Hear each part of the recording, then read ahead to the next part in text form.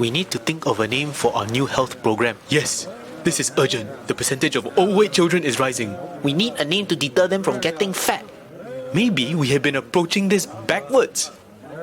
Fat. Backwards. Fat. Backwards. Fat. Backwards. Fat backwards. TAF Club. Oh, brilliant. So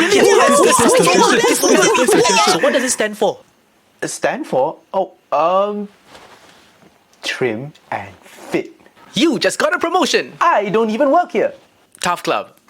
That was the thing. I'm sure hearing that name sends shivers down some of your spines. If you're still uncomfortable from your experience going through the program, feel free to click off the video. I just can't believe that this was a thing that a lot of us went through, and I just want to talk about it. The Trim and Fit program was a weight loss program that targeted child obesity in Singapore schools between 1992 and 2007. Introduced by the Ministry of Education, school children under the program were educated on nutrition, calorie control, and participated in intense physical exercise and activities. And to qualify for this prestigious compulsory program, you had to be considered overweight or severely overweight on the BMI index. And this was the main metric used to determine if you deserved a spot in this super exclusive club. While seemingly well-intentioned, this inevitably led to lots of teasing, isolation, ostracizing, name-calling, bullying, mental health issues, trauma, eating disorders in children growing up. Wow, shocker! I myself was a member of this esteemed club, and I do remember the name-calling and the singling out that happens. Sometimes there would be morning announcements about a TAF Club meeting, and all the TAF Club students had to stand up, which I feel was a pointless thing. They just, wanted us to,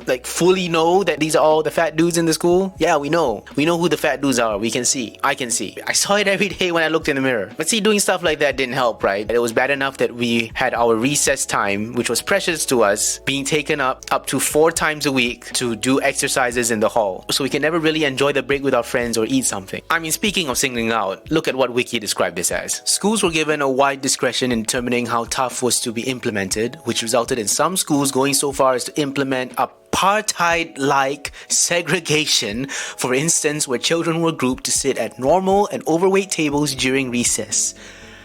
Apartheid.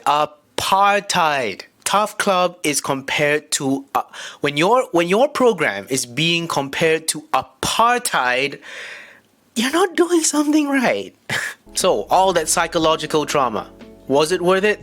Was it effective? I found this video from Razor interviewing people 11 years ago. Let's see what they say.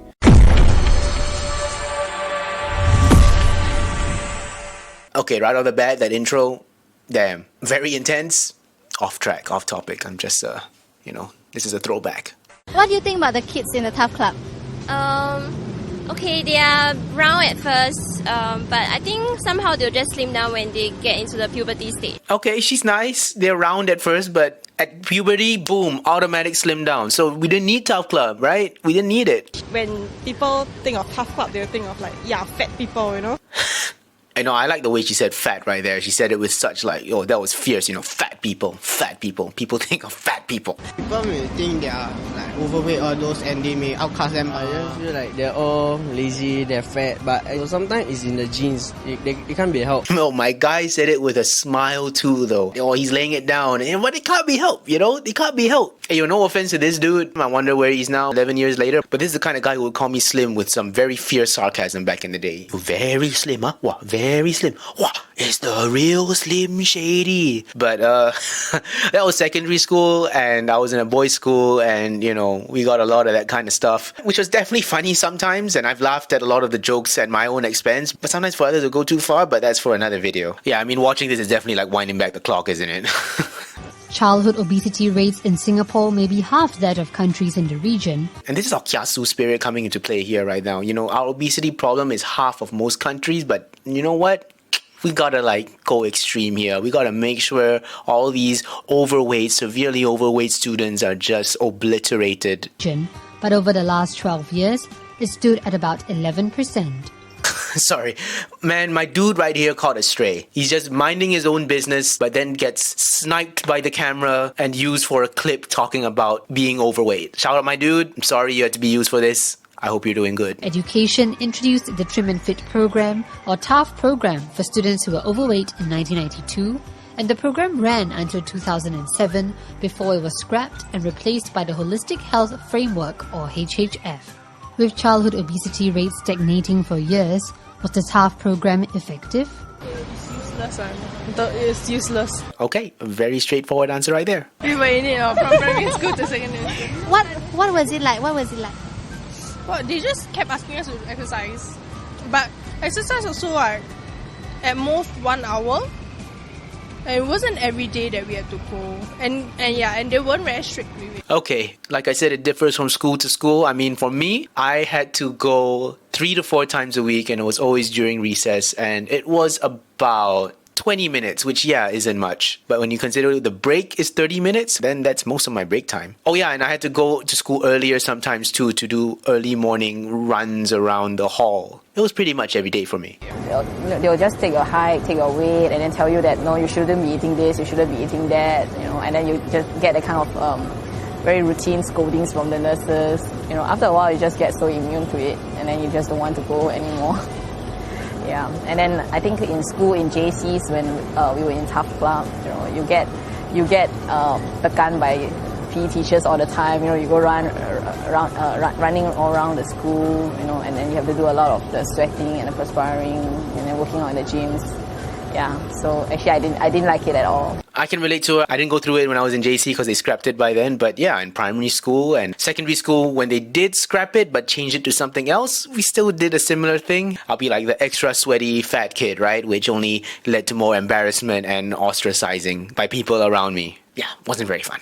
So on a whole, the video presented to us that people were mostly negative about TAF Club. Let's have a look at what Wiki said about this. Several TAF participants reported experiences of stigmatization, teasing, psychological stress, and lower self-esteem as they found themselves being singled out for being obese. It was also quickly pointed out that the name of the program contained a negative connotation, as its anadrome was fat. You don't say. You don't say. You don't say. Despite such criticism, education officials continually insisted that the program was not out to stigmatize overweight children. I mean, what else were they going to say? Like, we wanted to single out overweight children. We wanted to carry out apartheid in schools for overweight kids. Like, what? In 2005, a National University of Singapore study of 4,400 schoolgirls linked TAF to an increase in eating disorders. It found that girls were more likely to have poor relationship with their parents and their female friends. The Ministry of Education quickly rejected these findings, claiming TAF was not a factor in the increase in anorexia. What? Bro, what are you talking about, man? But there's gotta be a link there. I mean, for me personally, I did lose a lot of weight in one go, and I think I did it quite unhealthily too. Now, I wouldn't go as far as to say I had an eating disorder, but I went pretty extreme, and I think I was lucky to come out of it without some kind of eating disorder. So by the time I got to secondary school, they changed TAF Club to the Holistic Health Framework. That's HHF.